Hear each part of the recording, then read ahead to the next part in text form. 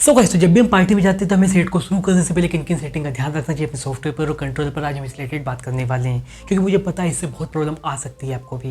यदि आप beginner DJ आपको नहीं पता इन सेटिंग के बारे में, इन सेटिंग का यूज़ क्या है, तो आपको सारी चीज़ इस वीडियो में एक्सप्लेन भी करने वाला हूँ क्योंकि मुझे पता है बहुत सारे बिगनर डीजे ऐसे होंगे इसमें भी इनका कन्फ्यूजन होगी। So guys, welcome back to my channel DJ. स्वागत है आप इस वीडियो का आगे पूरी देखते हैं, इससे आपको हेल्प मिलने वाली है।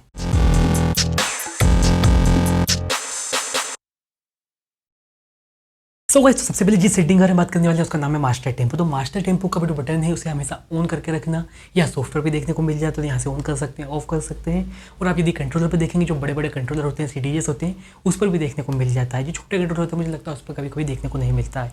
तो आप इसे ऑन कर लेना। तो बेसिकली इसका मतलब क्या है, इसका यूज़ क्या है? तो बेसिकली यह काम करता है कि जैसे कि आप टेम्पो को ज़्यादा ऊपर नीचे करते हैं तो लोगों को पता नहीं चलेगा और आप मिक्स कर देंगे सॉन्ग को।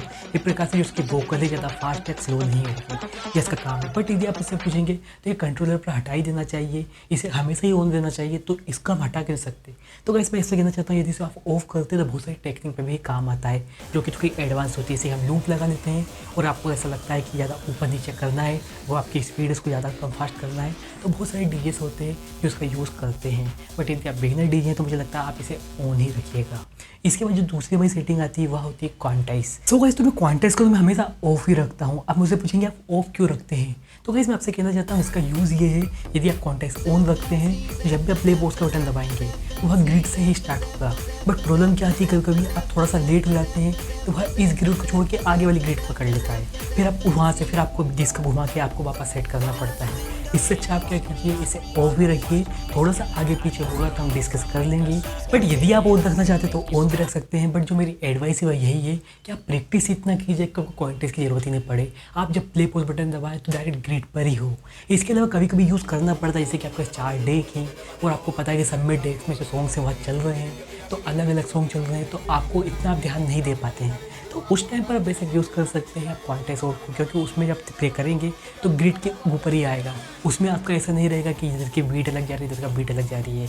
बट यदि आप 2 डेक यूज़ कर रहे हैं, 2 चैनल यूज़ कर रहे हैं, तब मुझे लगता है कि आपको ऑफ ही रखना चाहिए। इसके अलावा जो हमारा तीसरा ऑप्शन है वह है स्लीप मोड। अभी स्लीप मोड को भी आप ऑफ ही रखिएगा। तो बेसिकली इसका मतलब क्या है, इसका यूज़ क्या है, तो मैं आपको यह बता देता हूँ। तो जैसे क्या होता है गाइस, कभी कभी हमें स्क्रैचिंग करनी पड़ती है, बट आप यह चाहते हैं आप स्क्रैचिंग करें बट आपका सॉन्ग है वह रुके ना, आगे बढ़ता ही जाए।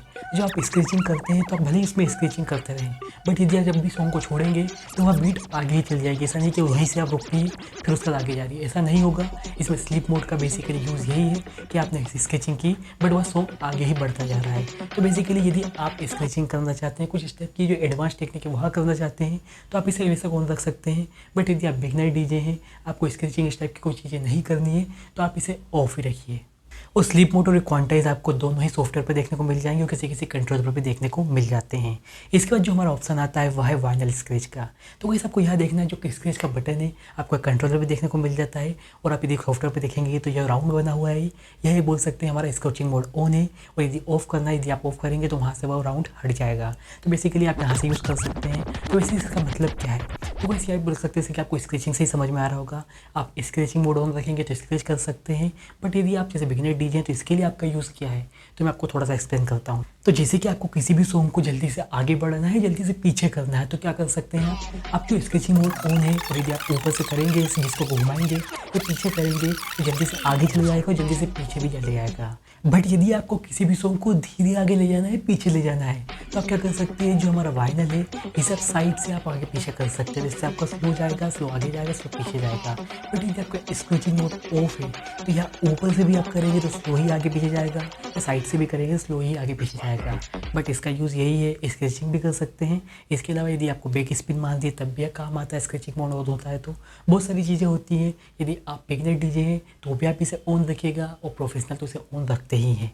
इसके अलावा जो वाइनल स्केच की सेटिंग के बारे में जानना है, या बोल सकते हैं हम इसकी सेटिंग के बाद हम इसके शॉर्टकट की कैसे असाइन कर सकते हैं, इन सारी चीज़ों के बारे में जानना है तो आप मेरी यह वीडियो देख सकते हैं। इसमें मैंने बहुत अच्छे से सारी चीज़ें एक्सप्लेन की हैं। इसके अलावा अब हम बात करने वाले हमारी फोर्थ सेटिंग के बारे में, उसका नाम है क्रॉस फेडर। अब गाइस क्या होता है, क्रॉस फेडर में कभी कभी प्रॉब्लम आ सकती है जो बिगिनर डीजे उसे, और उसे समझ में भी नहीं आएगी। क्या होता है, जैसे क्रॉस फेडर हमारा बिल्कुल बीच से थोड़ा साइड हो जाता है, ये साइड हो जाता है, तो क्या होता है किसी को पता नहीं रहता, और जब आप प्ले करते हैं, जब आपको खुद समझ में नहीं आता है कि वहाँ पर सो कि एक चैनल की आवाज़ कम आ रही है, एक चैनल की की आवाज़ ज़्यादा आ रही है। तो बेसिकली होता किससे है, वह क्रूज स्पीड की सेटिंग का होता है। वह थोड़ा सा इधर होगा तो यहाँ की आवाज़ ज़्यादा आएगी, ये थोड़ा सा इधर ज़्यादा होगा तो यहाँ की आवाज़ ज़्यादा आएगी।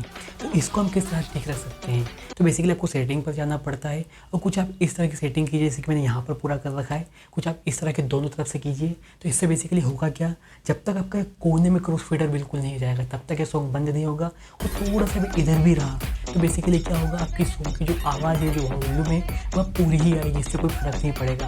बस बिल्कुल कोने में नहीं होना चाहिए, इस बात का आपको ध्यान रखना है। इसके अलावा जो हमारा फिफ्थ ऑप्शन है या सेटिंग है उसका नाम है टेम्पो रेंज। अब गाइस कभी कभी क्या होता है, जब भी आप टेम्पो स्लाइडर को ऊपर नीचे करते हैं तो आपने देखा होगा कभी कभी बहुत ख़राब आवाज़ आती है, या बोल सकते हैं बहुत सारी चीज़ें ऐसी होती है कि उसकी पिच ऊपर नीचे होती रहती है। तो इसमें प्रॉब्लम आ सकती है यदि आप बिगनर डीजे हैं तो आपको याद रखना है कि आपकी सेटिंग कहाँ पर है, 6 पर है, 10 पर है या 16 रेंज पर है। या आप बोल सकते हैं, आप यहाँ देखेंगे तो आपको एक और ऑप्शन देखने को मिलता है। तो बेसिकली इससे होता क्या है, तो बेसिकली इससे होता यह है कि आपकी जो पिच है ऊपर नीचे होती है। तो आपको ध्यान रखना है कौन सी सेटिंग पर आप सुटेबल है उस टाइम पर, क्योंकि हर चीज़ की जो रेंज है अलग होती है। जैसे कि यदि आपको एक्सपीरियंस है तो वह 16 रखना पसंद करता है, क्योंकि इसका जो हैंड है बहुत ज़्यादा स्टेबल हो जाता है, फटाफट वह कर लेता है। यदि आप बिल्कुल बिगिनर हैं तो आप 6 भी रख सकते, 10 भी रख सकते हैं। इसके अलावा यह ऑप्शन है, यदि आपको पिच को ऊपर नीचे करना है तो आप यहाँ से इस वाली सेटिंग को कर सकते हैं। इसके अलावा जो हमारी 6 सेटिंग है उसका नाम है ऑटो क्यू का ऑप्शन। अब कहीं कभी कभी क्या होता है, हमको जो सॉन्ग्स हैं वह लगातार चलाने पड़ते हैं, एक प्रकार से बोल सकते हैं लगा के रख देते हैं और सॉन्ग अपने आप चेंज हो जाते हैं, तो वह ऑटो क्यू ऑन देता है। बट यदि आप प्ले कर रहे हैं तो आप ऑटो क्यू को ऑफ ही रखिएगा। और यह बहुत सारे बिगिनर डीजेस को नहीं पता, क्योंकि बहुत टाइम पहले मुझे भी यह सेटिंग नहीं पता थी और एक बार मैं बहुत ज़्यादा कन्फ्यूज हुआ था। तो आपको यह गलती कभी नहीं करनी। यदि आप प्ले कर रहे हैं तो यह ऑटो क्यू के बटन को ऑफ रखिएगा, या कंट्रोलर पर देखने को मिल जाता है। इसके अलावा यदि आप यह चाहते हैं कि हमारे सॉन्ग से वह चलते रहे, मुझे प्ले करने की ज़रूरत ना पड़े, आपको फ्री बैठना है और आपको ऐसा लगता है, कहीं भी ऐसा होता है बहुत बार कि बहुत सारे कैफ़े में, क्लब में आपको खाली बैठना पड़ता है, कहीं आप दूसरी जगह काम कर रहे हो, सॉन्ग को अपने आप चलने देना चाहते हैं, तो आप इस ऑटो क्यू के बटन को आप फिर उस टाइम पर ऑन कीजिएगा। तो इस टाइप का आपको याद रखना है। इसके अलावा जो हमारी नेक्स्ट सेटिंग है वह है हमारे इफेक्ट का नॉब और बटन। अब गाइस क्या होता है, कभी कभी यह ऑन देता है, हमको पता ही नहीं रहता, तो हम सॉन्ग प्ले कर देते हैं। और वैसे में बोल सकते हैं मेरे साथ एक बार हुआ था कि इको ऑन ही था तो मैंने सॉन्ग प्ले कर दिया, सॉन्ग की आवाज़ बहुत ज़्यादा ख़राब आई थी। तो यह आपके साथ कभी ना हो, तो इसके लिए आप पहले ही चेक कर लीजिएगा कि इसका बटन ऑफ है या ऑन है। इसके अलावा जो नॉब है उसे भी आप बंद करके रख सकते हैं। बहुत सारी जो सेटिंग्स है बहुत सारे कंट्रोलर में अलग अलग होती है, तो आप हर सेटिंग को अलग अलग तरह से देख लीजिएगा, हर कंट्रोलर को अलग अलग तरह से देख लीजिएगा। तो गाइस मुझे लगता है इस वीडियो से आपको हेल्प मिलेगी। यदि आप बिगिनर डीजे हैं तो यह वीडियो आपको काम भी आने वाली है। इसके अलावा यदि आपको वीडियो अच्छी लगी तो लाइक कर सकते हैं, दोस्तों में शेयर कर सकते हैं। और यदि आप ऐसी वीडियो देखना चाहते हैं तो मेरे चैनल को सब्सक्राइब बेल आइकन बटन बता दीजिए, जिससे मैं नोटिफिकेशन आप तक सबसे पहुंचते रहे। Thank you.